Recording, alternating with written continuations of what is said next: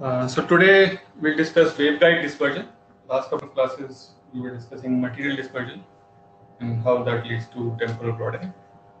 So today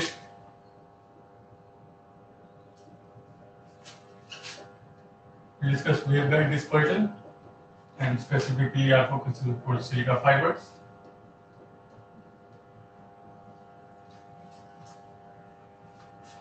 Right. So waveguide dispersion is an independent dispersion mechanism, right? Apart from material dispersion. So material dispersion, as we saw, occurs because, for example, the refractive index of the core and cladding will depend on wavelength, right? Because the refractive index for any material depends on wavelength. So as you change wavelength, the refractive index changes. So with that, would change the refractive index of the mode and the group velocity, etc. So now waveguide dispersion occurs from the waveguiding mechanism itself, right? So even if you assume that the core and cladding refractive indices are constant and they don't change with wavelength, even then we'll see that there is this dispersion which is occurring from the waveguide. Right, so basically this is fundamentally occurring from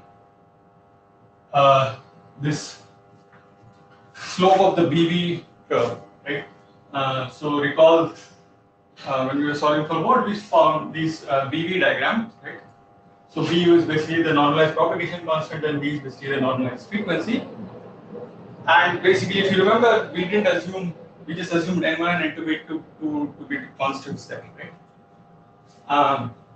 And then even then we found these curves, and so you can see that basically the propagation constant is a function of frequency, right? Even if N1 and N2 are constants, and the curve was like not trivial, right? So basically the slope of that will give me sort of the group velocity, and you can see that that would also depend on frequency.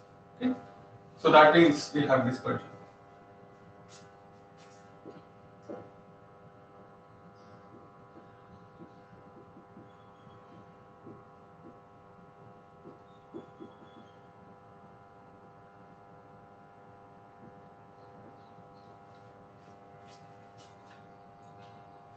Right, so let's try to get an expression for the waveguide dispersion, right, and using which we can evaluate sort of the magnitude of this waveguide dispersion and then compare it to the material dispersion. So we start from, again, this normalized propagation constant. So recall that that was defined like this, right, where N effective is the effective index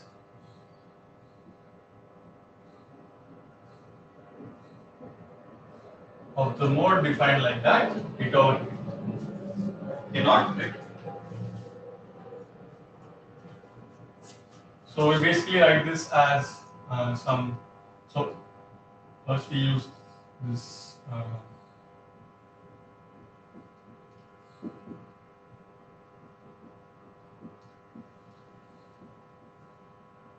product tool and write it like this.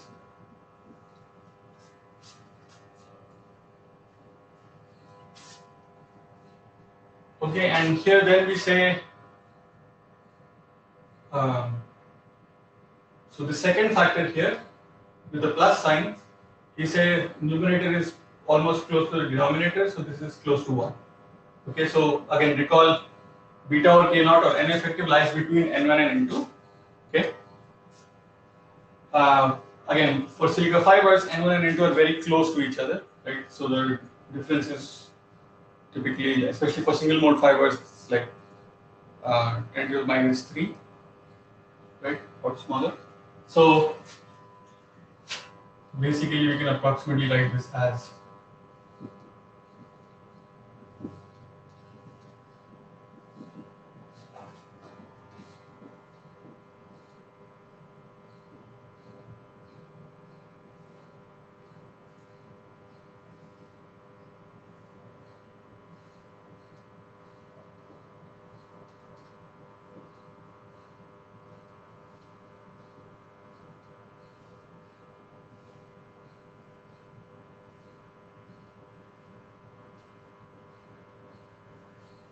okay.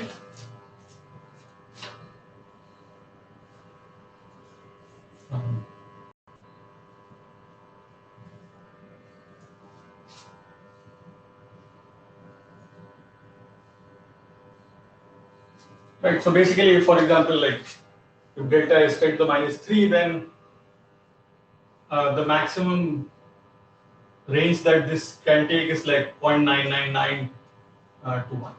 Right. So we just approximate it to 1.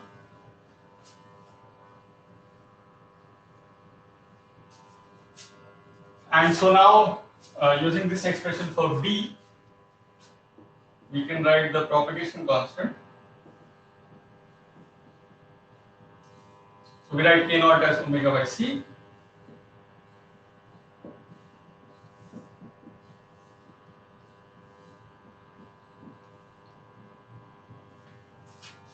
Okay, so you see that so the propagation constant, of course, then depends on this V, which is a function of V. And so now recall V is proportional to omega also, right? So V is basically omega over C A. Right? Omega over C is K naught or 2 pi by lambda.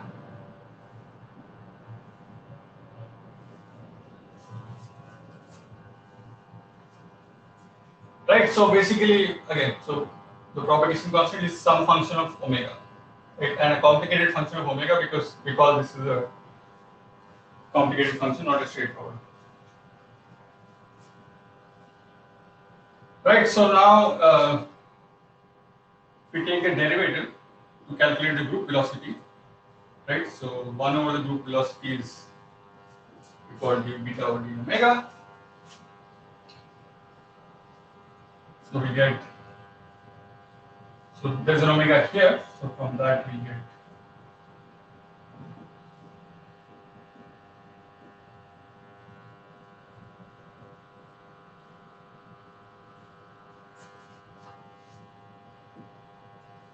and then again this is also a function of omega, so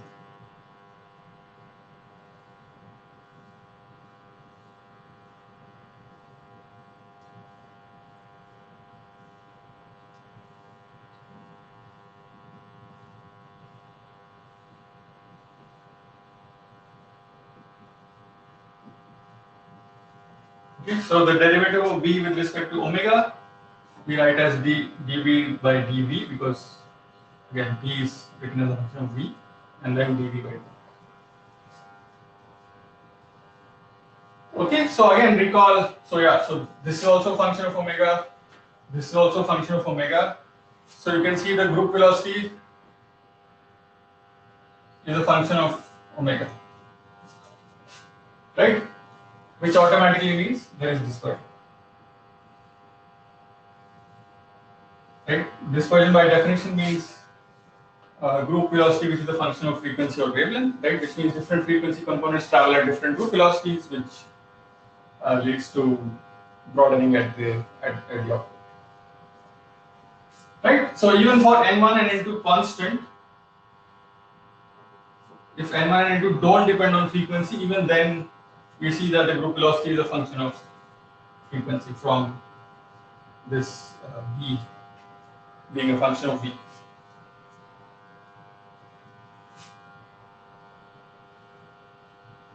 Okay, so now let's evaluate this equation a bit further. So again, so using this expression for v, you can see that dv by d omega is just d over omega, right? Because there's one omega here which goes away when you take the derivative. So, right? Again, we are assuming n1 and n2 are constants and don't depend on frequency.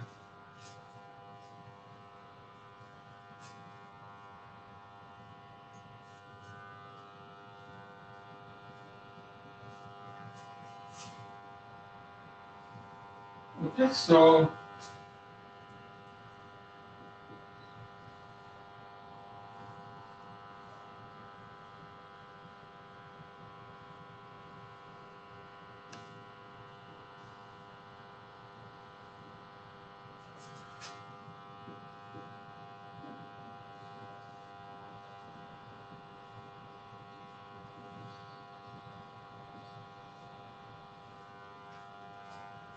okay, now you can sort of more clearly see that so the group velocity depends on the slope of the BV curve.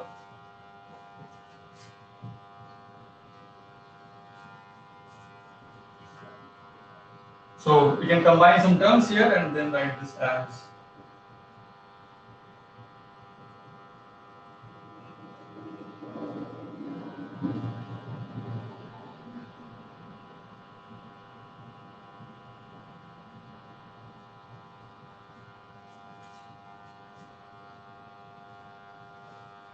right. So we have V times dV by dV plus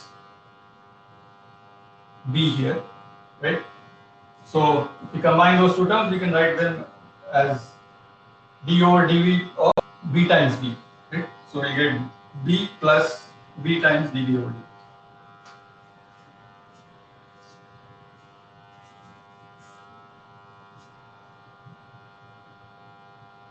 Okay, and now again we can write this as in terms of the index difference delta.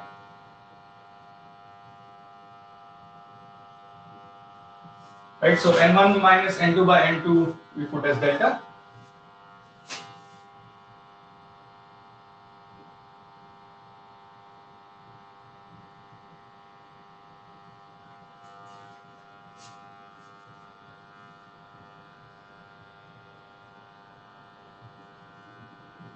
Okay, so now we have this expression for sort of the group velocity or the inverse of the group velocity, right? So depends on the absolute refractive index, the refractive index difference, and this BV curve.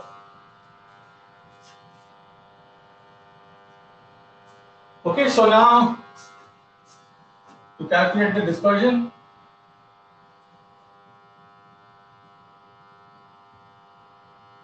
so now for any frequency V, the propagation time through fiber of length L, right? So this will be L over Bg.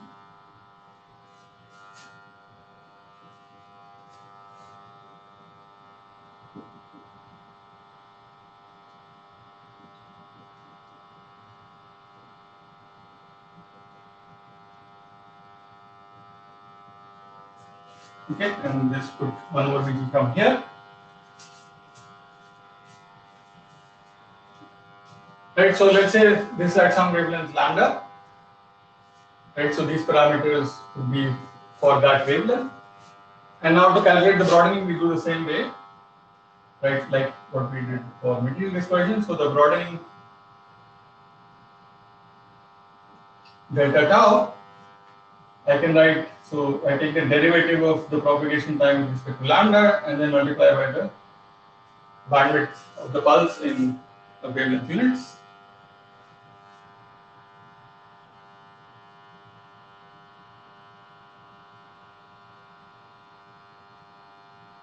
How is omega dependence introduced here? Yeah, I mean, so recall this general discussion is happening. So for example, we want to look at the dispersion mechanism in single mode fibers, right? So there is no intermodal dispersion. So the dispersion is coming from the fact that whenever we send in optical pulses, we are sending a bunch of frequencies, right? So we saw that, so either the bandwidth is coming from the source itself. So for example, for incoherent sources, we saw that the bandwidth is determined by the source itself. Because you can think of it as the phase fluctuations in the electric field from the source are so high that they determine the bandwidth.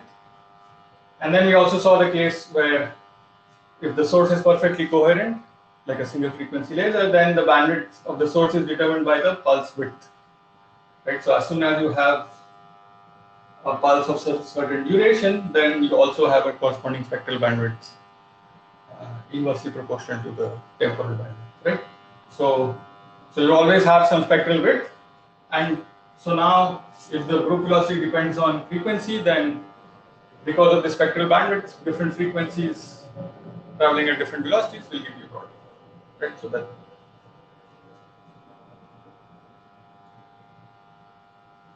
I hope that answers the question.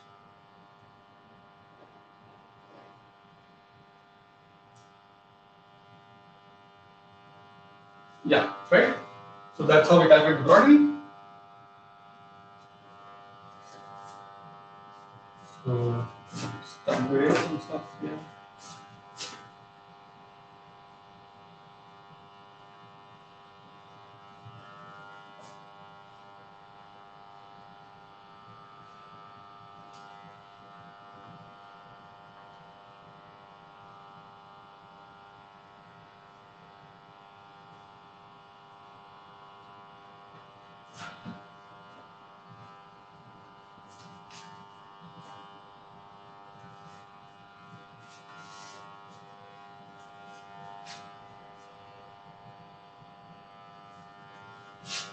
Yeah, so we just take the derivative of this expression with respect to lambda, right?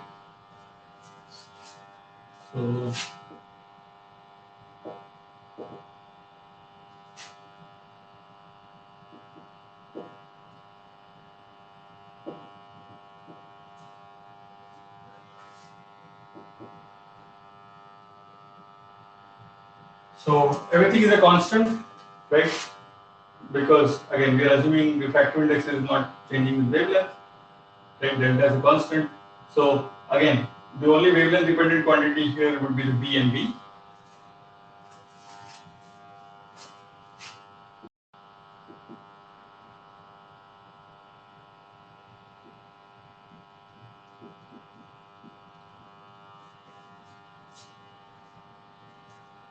Okay, so again, to evaluate this quantity, we can first take the derivative with respect to V, right? And then multiply by dV by d lambda. So this you can write as the second derivative of V times V with V times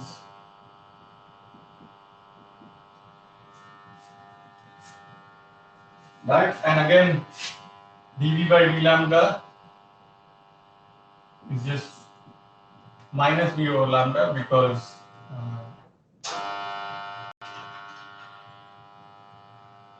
V again recall is 2 pi by lambda A. Right, so when you take dV by d lambda, you get to minus 1 by lambda square, which is V by lambda.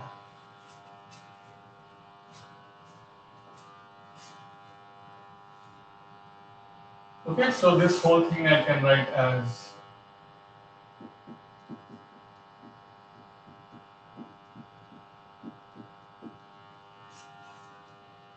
right, so that means so the dispersion is the broadening per unit length per unit bandwidth, right? So the waveguide dispersion I can define as the broadening per unit length per unit bandwidth, right? So again, units would be same picosecond per nanometer per kilometer. So broadening measured in picosecond, length in kilometer, and width in nanometer.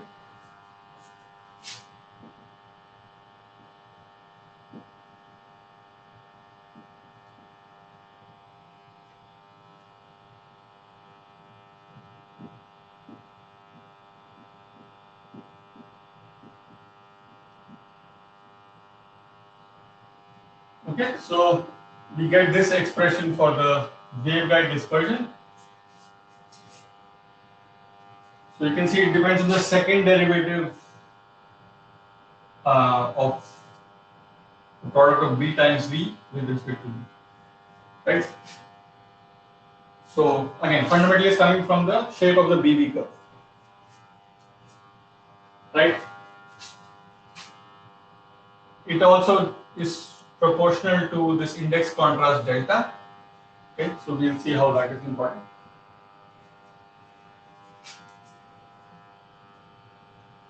Right, so fundamental thing is, so this depends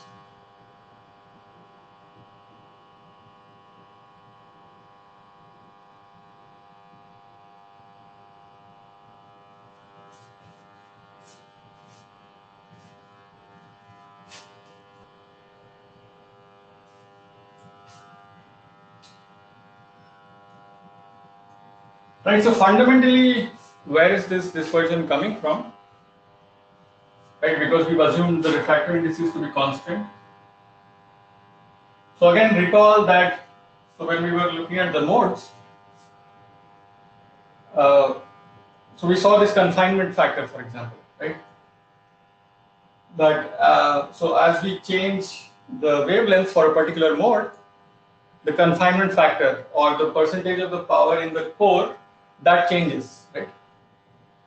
So as we change wavelength, that this confinement factor changes, which means a different fraction of the mode sees the cladding versus the core as we change the wavelength, right? And which is what is fundamentally leading also to the N effective or the propagation constant changing with wavelength, right?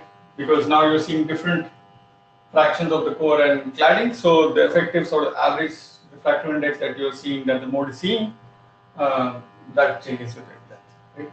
And so that mechanism is also giving you a change in the group velocity with wavelength, right? Which gives this dispersion.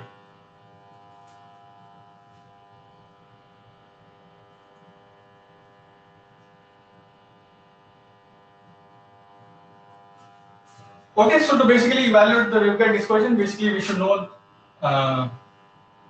for any waveguide we should know the BV curve so that we can evaluate this. Right? So for optical fibers, so for step index fibers, for example, we know that the solutions are Bessel functions, right? And so it's quite complicated, right? And to actually plot the BV curve is very complicated. It's not easy to write just an analytical expression in a straightforward manner, right? So if you look at the actual, like if you want to evaluate this exactly for, if you want,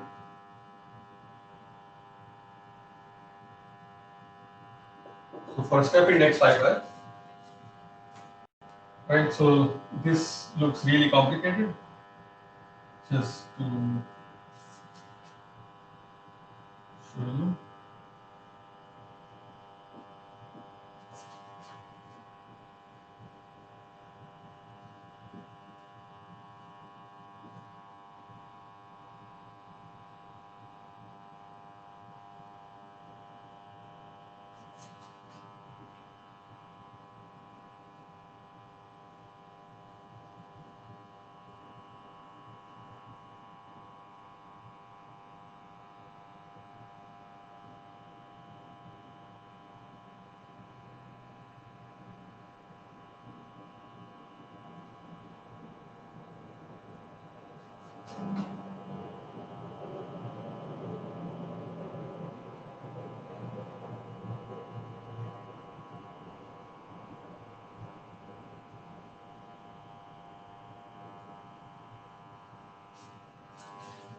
Okay, so we have some very complicated expression like this.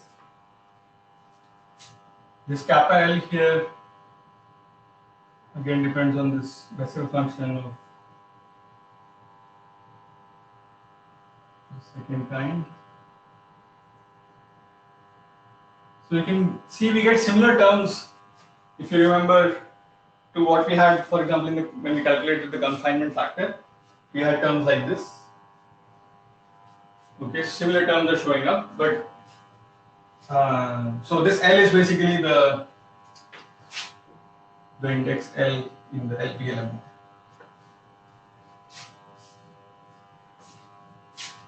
So you can see now that, yeah, this is super complicated. U and W are this usual U and W we had, right? Right, and actually it's even more complicated. Basically, so we want to evaluate this, for example, at some particular wavelength, right? So actually U and W, recall, are coming from the solutions to the transcendental equation, right? So what you do is at some particular wavelength, you first solve the transcendental equations, find U and W, and then use this complicated expression, okay, to find this. So you can see it's quite tedious to do this every time for every different wavelength, right?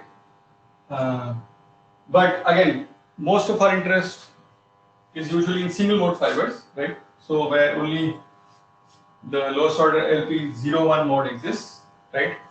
And we saw that we can approximate that mode. We have approximate empirical expressions for that mode, like for example for the spot size, also for the BV curve in a certain range of B, right? So we can use those approximate expressions to evaluate this much more easily without losing too much accuracy, right? So for ease of use in our range of operation.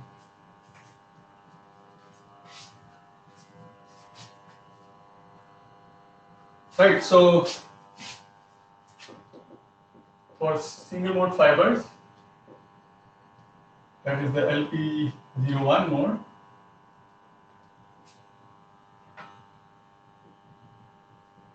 you can use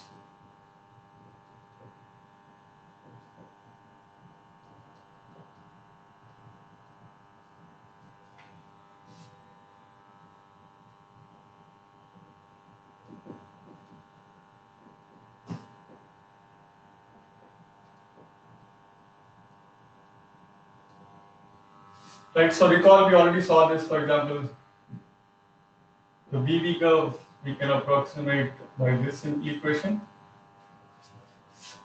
right?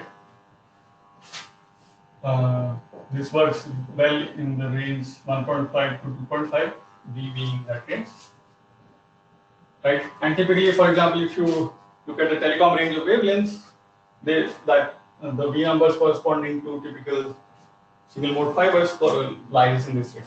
Okay, so we can use that. So you can see that if I use this expression for B as a function of V, then it's very straightforward to evaluate this quantity here, right? So you can check, it's very simple.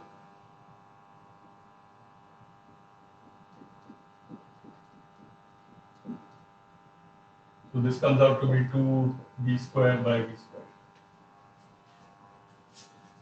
Okay, so just to remind you, so here A was 428 and B was 096. Right, so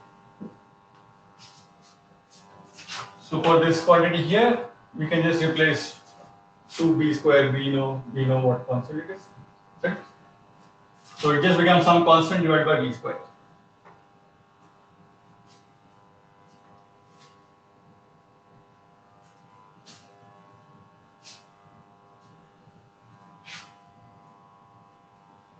Okay, there is an even more. So this is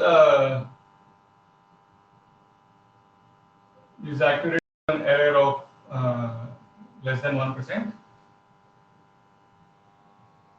There is an even more accurate approximation for the derivative.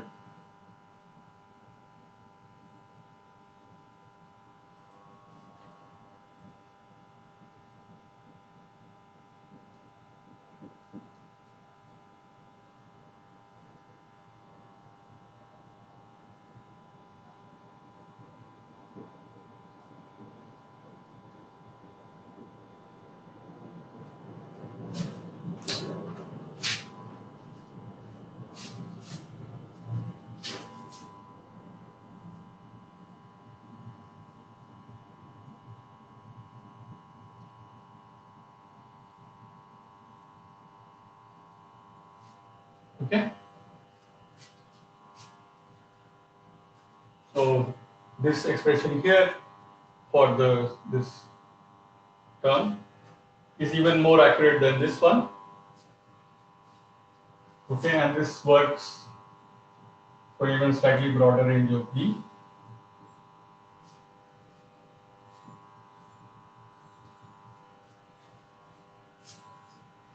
Okay, so we can use these simple expressions here to evaluate the dispersion rather than this super complicated uh, for single mode fibers. If you want to look at the waveguide dispersion for higher order modes in a multi-mode fiber, then what you have to use. Okay, so let's see how this looks like, right? So again, so this depends on the second derivative.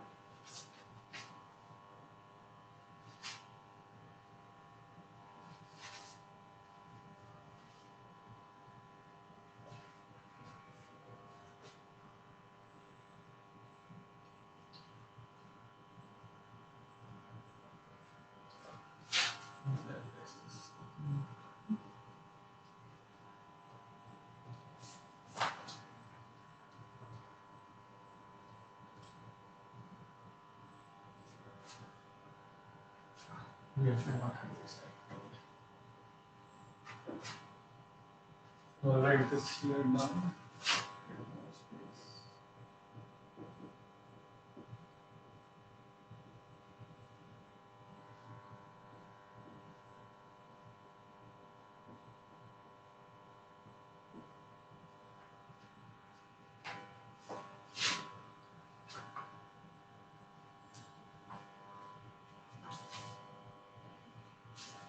So we plot this as a function of v.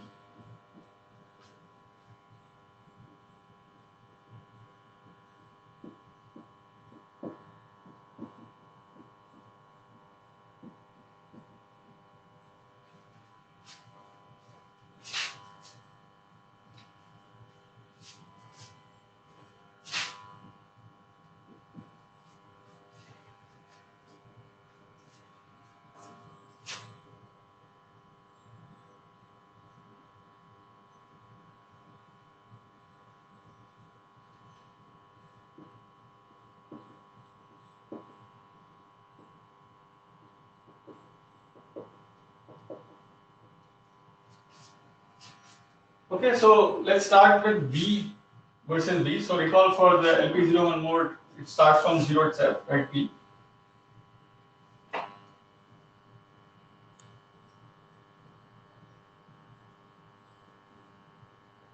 It goes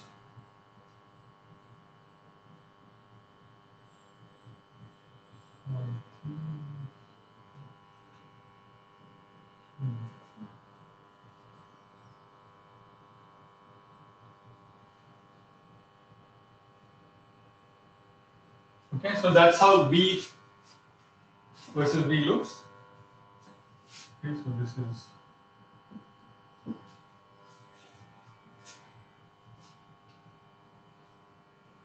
right. So now we multiply this by v. So we multiply this by the straight line function v.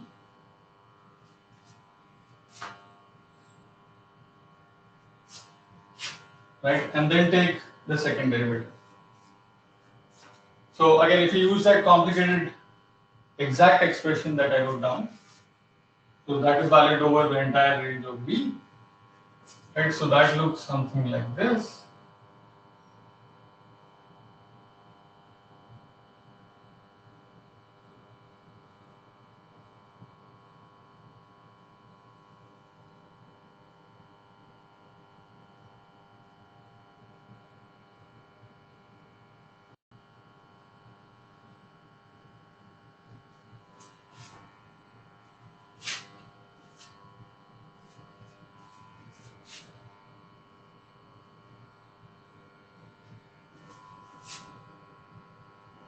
Okay, so this we are plotting this v times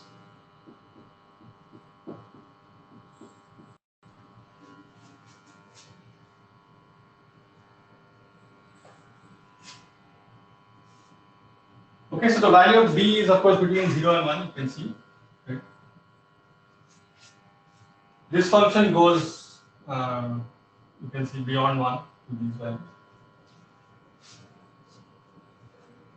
It actually even cuts and goes negative here, but that's not of our concern. So the typical range of operation again for single mode fibers anyway we have B is less than 2.4, right? And so the typical range of operation is somewhere in this range, right? So somewhere in this range of B is where single mode fibers operate, like at telecom wavelengths, for example, 1.2 to 1.65 micron in that range.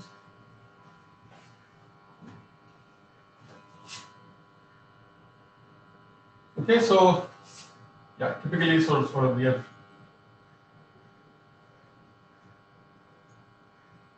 again, let's say 1.5 to 2.5 in that range of V is mostly where we are concerned about.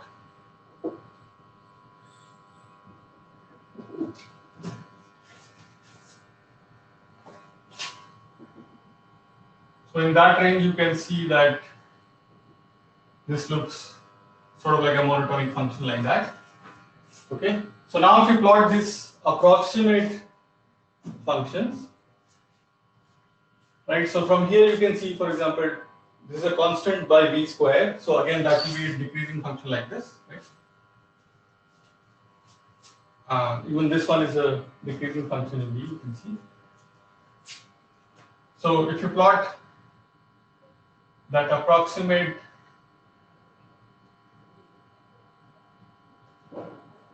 function, basically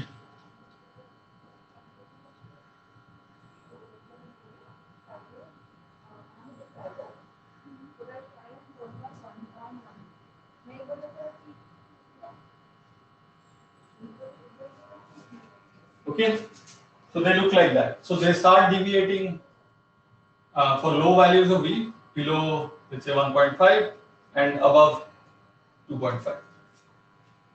Okay, so here they start deviating, and then here they start deviating. Okay, but again, so in this range, which is where, for example,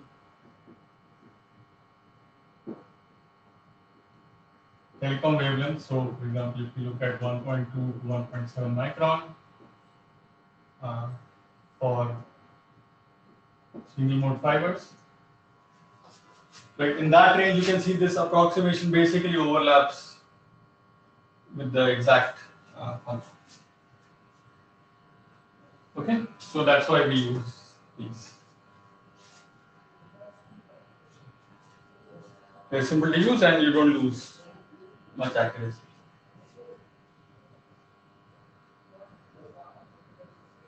Okay, so one thing to note is that you can see that this quantity is positive, right? So it's above 0. It goes below 0 beyond B equal to 3, but again, as I said, that's not of a concern. Right, so in this range, it's always positive. And you can see that the waveguide dispersion is negative of that. Right, these other quantities are also positive. So that means waveguide dispersion is negative. Like let's say for these telecom wavelengths in single mode fibers, right? And so D less than 0, recall, means normal dispersion.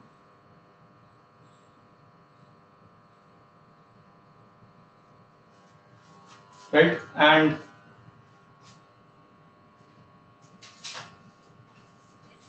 recall that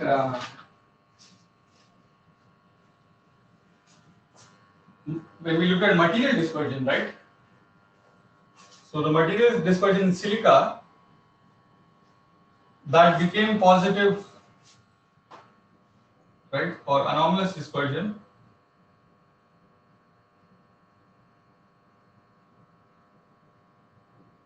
For wavelengths beyond this zero dispersion wavelength of 1.27 micron, right? So longer wavelengths, right? Let's say 1.3 micron and beyond, the material dispersion was anomalous, right? So D was positive, but here we can see D is negative, for all these wavelengths, right? So it's actually always negative for right single mode. If you look at the entire range of single mode fiber operation, B less than 2.4, it's always positive. So for all wavelengths in the single mode region of a fiber, the waveguide dispersion is for step index fiber, the waveguide dispersion is always normal.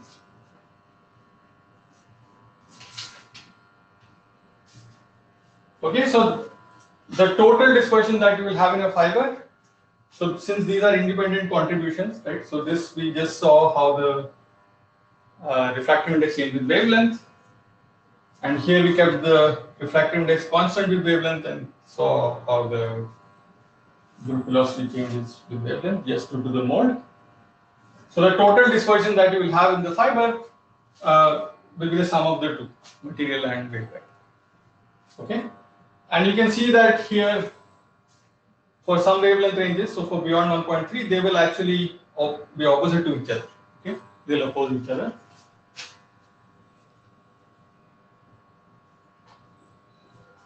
So let's see how the total dispersion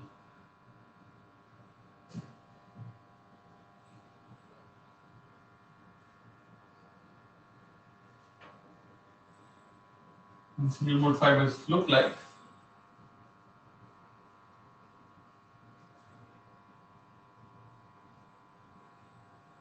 And how actually we can tune it using this waveguide dispersion. So material dispersion is a fixed quantity, right? You can't really do anything with that because that is the fundamental way in which the refractive index of the material changes with wavelength. So unless you change the material, you can't really do anything about it, right?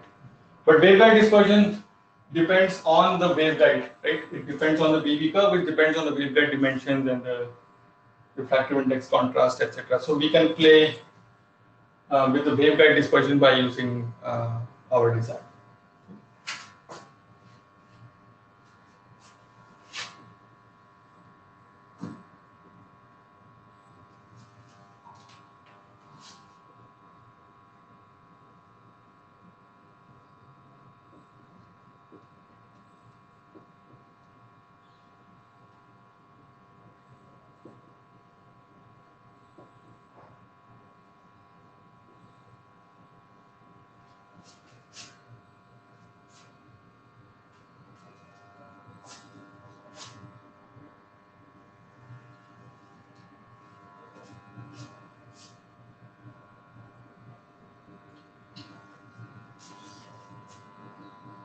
So y-axis we are plotting dispersion in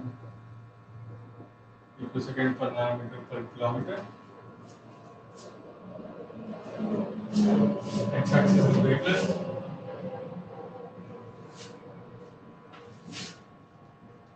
Micron. Okay, so we start.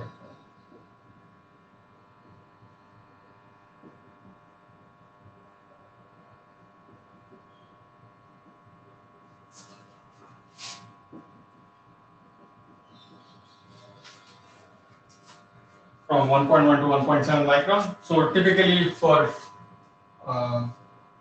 optical communications, like between 1.3 and 1.6, these wavelengths are most often used.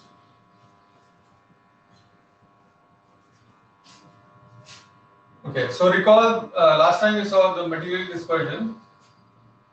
So it looks like this. Starts out being negative here, and then crosses 0 at around 1.27 micron.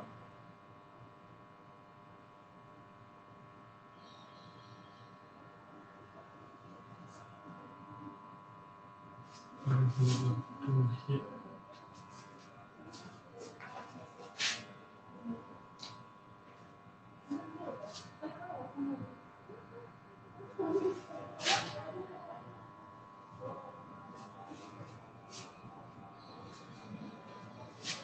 Okay. So this is 1.3 here. Right, so this is the material dispersion for silica. Right, so again, for beyond 1.3 microns, it's D is positive for material dispersion, anomalous dispersion. Yes. Right. Now, if you plot the waveguide dispersion,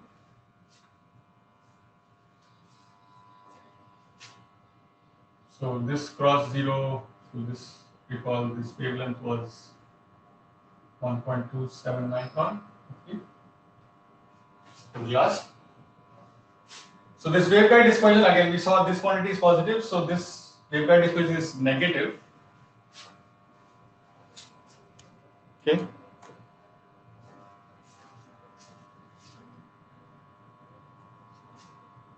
So it looks like this. So if you plot for a standard single mode fiber, right, like the SMF28E, that is the most widely used, right? So it looks like this.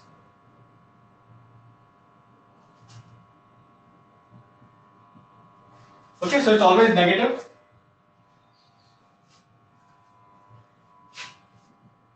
So this is the waveguide dispersion for a conventional single mode fiber. Okay, so CSF is conventional single mode fiber.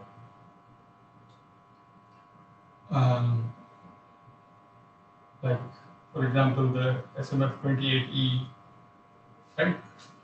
So it has it's a step index fiber which has a refractive index profile like this, right? So the mode field diameter here, or the core diameter, is about 9 micron, and the index, the normalized index difference between core and cladding is about 0.35%, right? Or 3.5 times 10 to the minus 3.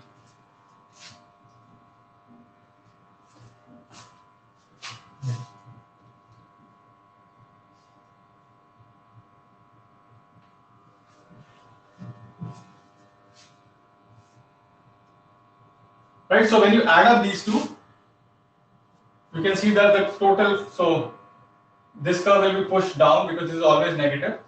So this curve will be pushed down. So the total dispersion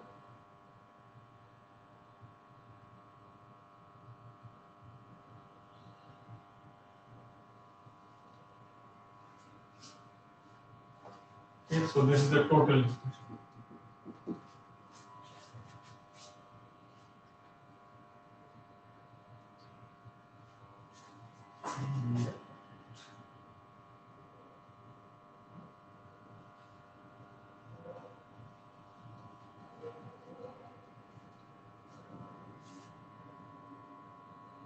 Okay, so the zero crossing, you can see, shifts to higher wavelengths a little bit. So typically it becomes about 1310 to 1330 nanometer, in that range somewhere, depending on exact values of these. Okay, again, so this is for the conventional single mode fiber.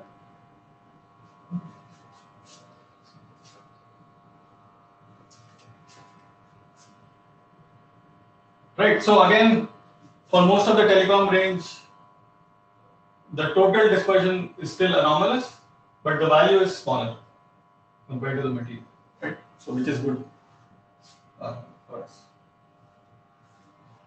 And specifically around this 1310, 1320, the dispersion is basically close to zero. Okay, so now you know that, for example, the minimum loss for silica fibers occurs at 1.55, right? So most of the long distance communication would want to use the 1.55 micron wavelength.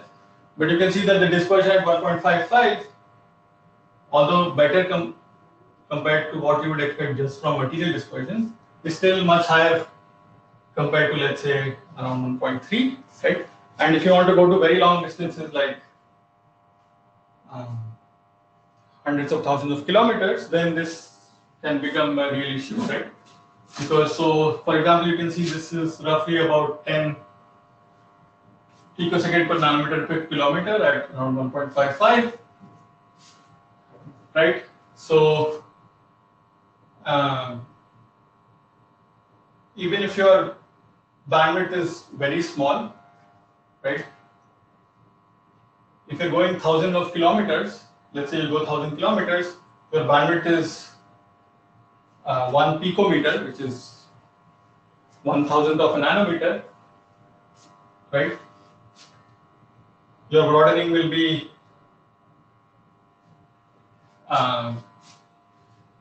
10 picosecond, right? But of course, your bandwidth, so typically, again, would be determined by your data rates, right? So again, for picosecond pulses, the bandwidth usually would be few picometer or tens of picometer. So then your broadening will be, let's say, hundreds of picoseconds, right? Which, if you're starting out with tens of picoseconds, is now not manageable, right? So basically, what you want to do is shift this zero crossing to near 1.55. So there is a way to do that is again by changing the waveguide dispersion, again which depends on VV curve, which fundamentally comes from how the waveguide looks. So, and you can see here it depends on the index contrast delta, right? So you can imagine, so for example, if I just increase delta here, right, then you would expect this thing to shift downwards toward more negative values. Okay, and which means that this will shift down, so the zero crossing will shift towards longer. Okay, so that's what happens. So, for example, there is something called a dispersion shifted fiber where okay, so this is the waveguide dispersion for a dispersion shifted fiber.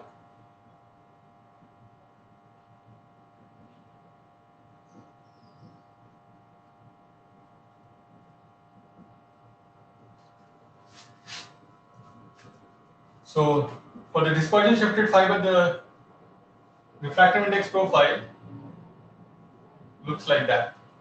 Okay, so we increase the index contrast and reduce the core size. So about 1.2%, and now the core diameter here is 4.4 microns. Okay, so we've sort of halved the core diameter and tripled or quadrupled the index contrast, and you can see waveguide dispersion is proportional to this delta, so it becomes more negative. Okay, which means that now when I add this to the material dispersion is the same. That just depends on silica. So now the zero crossing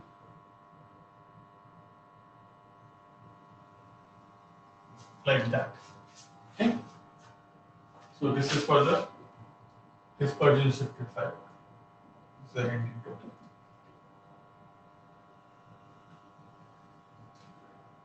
Okay, so the zero dispersion wavelength here is typically like 1520 to 1550 nanometer, in that range. Right, so it's now, so at the wavelength of the lowest loss, we also have low dispersion or near zero dispersion. So these dispersion shifted fibers can be used for really long haul telecommunication. Okay, so you can see how basically waveguide dispersion can be really useful in tailoring the properties of fibers to suit our application.